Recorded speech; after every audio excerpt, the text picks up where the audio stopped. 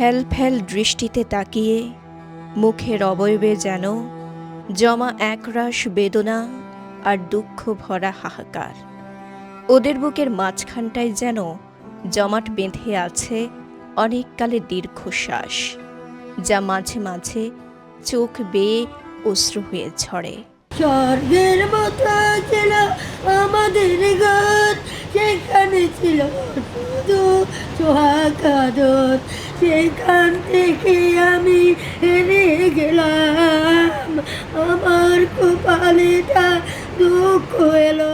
চট্টগ্রাম নগরীর বায়েজিদের শীতল ঝর্ণা আবাসিকে গড়ে ওঠা বেওয়ারিশ মানবসেবা বৃদ্ধাশ্রমে আপনজন ছাড়াই পবিত্র রমজান মাস কাটছে এসব বৃদ্ধাদের, যাদের এক সময় ছিল পরিবার পরিজন, সন্তান সন্ততি কিংবা সুখ আহ্লাদ। শত ভাই বোন ওই নোংরা খাওয়াই এরা ঘরে জ্বালিয়ে নোংরা খাওয়া যে ভাই বোনেরা আমি একটা কলম কিনতে আমার মাথার গাম পাতালে হয়ে গেছে।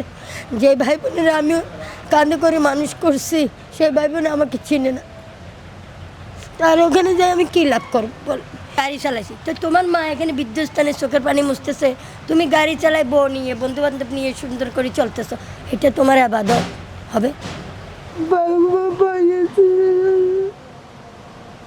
বৃদ্ধাশ্রমে থাকা কয়েকজনের সাথে কথা বলে জানা গেল বেশ কয়েক বছর ধরে তারা এখানে থাকছেন। স্বজন ছাড়াও তারা বেশ ভালো আছেন, রমজানে রোজা রাখতে পারছেন। বেশি দায়িত্ব তো এখনও খোঁজ খবর না। অসুস্থ ওষুধকে তো না ভারত দেয় এটার দিকে আনি। পারিবারিক টানাপোড়েন, দারিদ্রতা কিংবা জীবনের নির্মম বাস্তবতার শিকার এসব মানুষ আজ হয়ে পড়েছেন মানসিক ভারসাম্যহীন।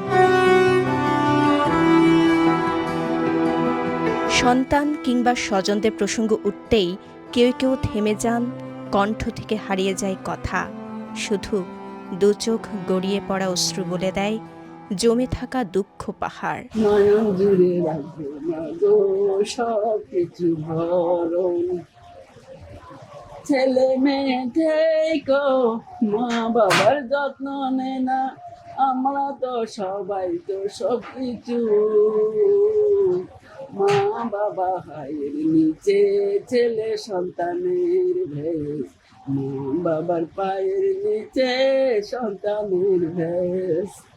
বেওয়ারিশ মানবসেবা বৃদ্ধাশ্রমটিতে আশ্রিতাদের সেবায় নিয়োজিত আছেন মোট 10 জন কর্মী। তারা শুধু দায়িত্ব পালনই করেন না, বরং প্রবীণদের নিজের মা বাবার মতোই যত্নাত্তি দিয়ে আগলে রাখেন। এরা তো সবাই আমার মা বাবাদের মতো, মা আছে, বাবা আছে, ভাই বোন, আমরা যারা স্টাফরা আছি সবাই ভাই বোনের মতো চলাফেরা করি। এদেরকে দেখাশোনা করা আমরা তো মায়ের মতোই করি।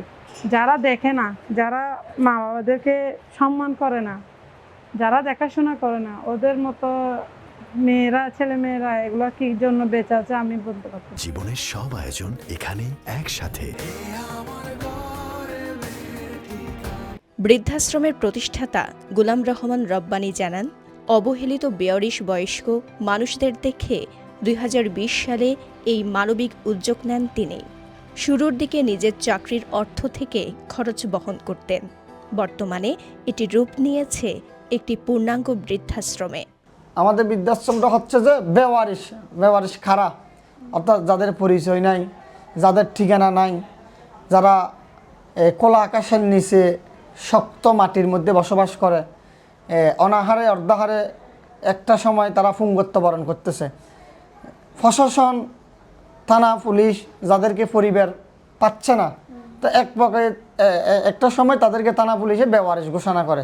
তো জিডির মাধ্যমে থানার জিডির মাধ্যমে তাদেরকে এই বেওয়ারিশ মানবসেবা বৃদ্ধাশ্রমে হস্তান্তর করে দিয়ে যায়। এভাবে আমাদের এই আশ্রমের মধ্যে এখন আপনার ৭৬ জন বয়স্ক বাবা মা, মানসিক ভারসাম্যহীন ফাগলি বোন, এতিম বাচ্চা বসবাস করতেছে। সমাজের বিত্তবান ও দানশীল মানুষদের সহযোগিতায় প্রতিষ্ঠানটি চললেও প্রয়োজনের তুলনায় অপ্রতুল বললেন বৃদ্ধাশ্রম কর্তৃপক্ষ।